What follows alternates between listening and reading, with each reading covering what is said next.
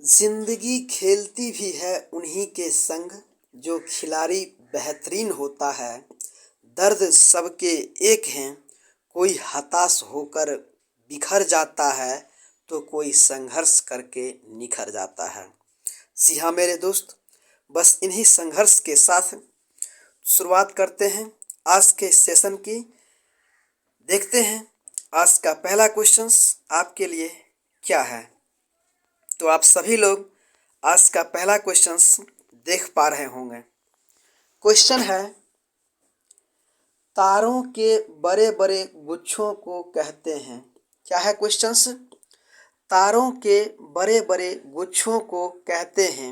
Option A number में तारामंडल, B number galaxy, C number great bear और D number Orion.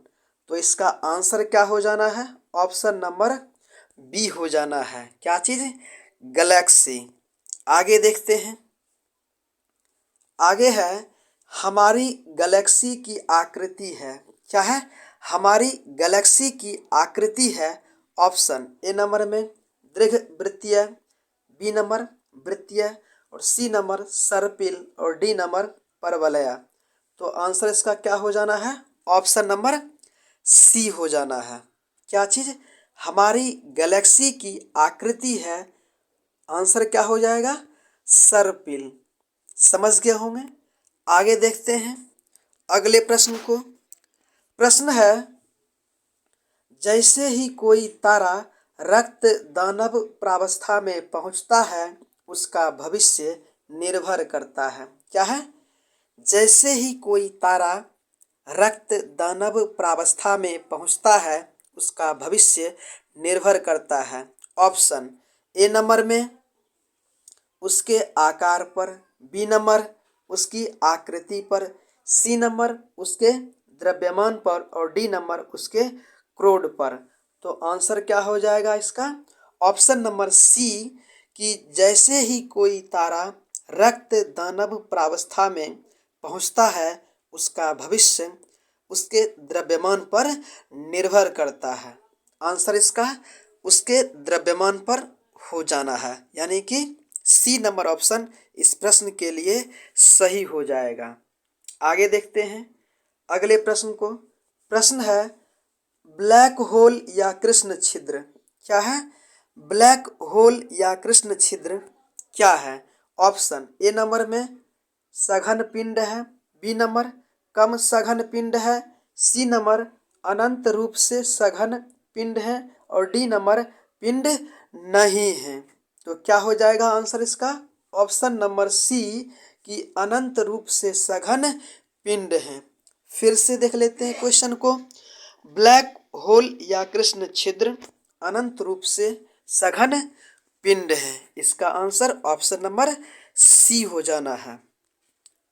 आगे देखते हैं। आगे है, हमारे सौरमंडल में ग्रहों की संख्या है। क्या है? हमारे सौरमंडल में ग्रहों की संख्या है। ऑप्शन ए नंबर में 5, बी नंबर 4, सी नंबर 8 और डी नंबर 9। तो बहुत से हमारे दोस्त ग्रहों की संख्या 9 भी जानते होंगे और बहुत से लोग 8 भी जानते होंगे। जो लोग 9 ग्रहों की संख्या जानते हैं वे लोग प्लूटो को भी ग्रह मान लेते होंगे, लेकिन सन 2014 में प्लूटो को ग्रह की श्रेणी से बाहर कर दिया गया। फिलहाल सौरमंडल में ग्रहों की संख्या कितना है? 8 है। और वे कौन कौन से हैं?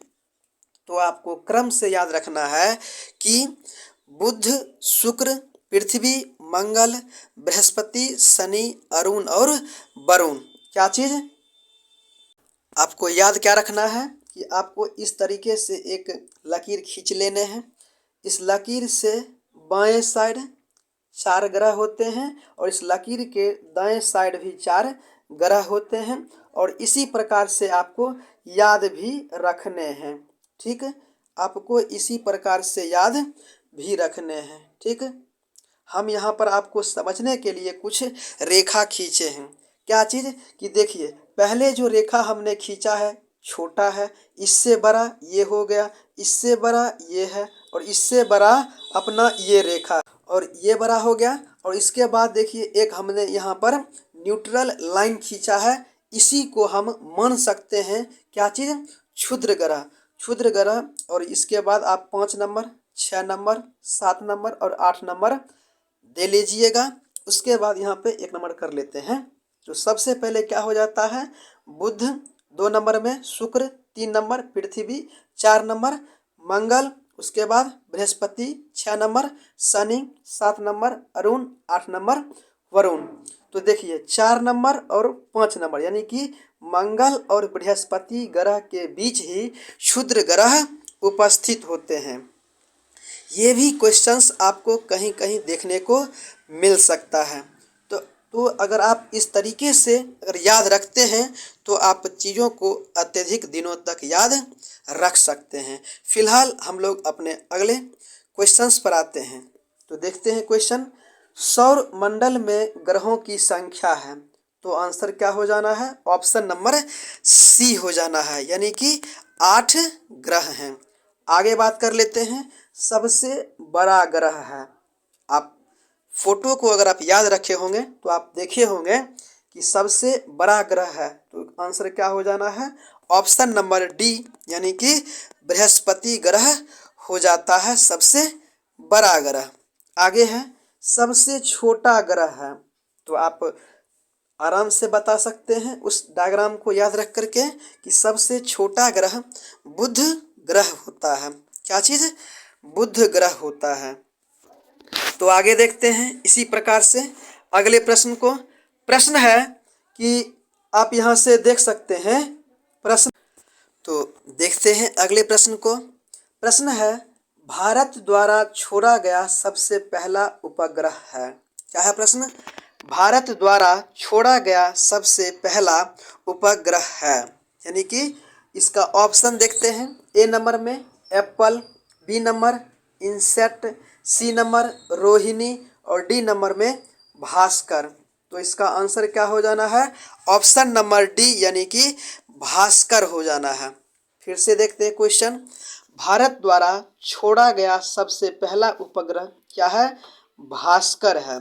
और अगर पूछ लिया जाएगा कि बताइए रूस के सहयोग से भारत द्वारा छोड़ा गया सबसे पहला उपग्रह, तो क्या हो जाता है इसका आंसर, आप, हाँ, तो हम लोग बात कर रहे थे कि अगर आपसे क्वेश्चन ऐसा पूछा जाएगा कि रूस देश के सहयोग से भारत द्वारा छोड़ा गया पहला उपग्रह क्या होता है, तो उसका आंसर क्या हो जाएगा, आर्यभट्ट होता है।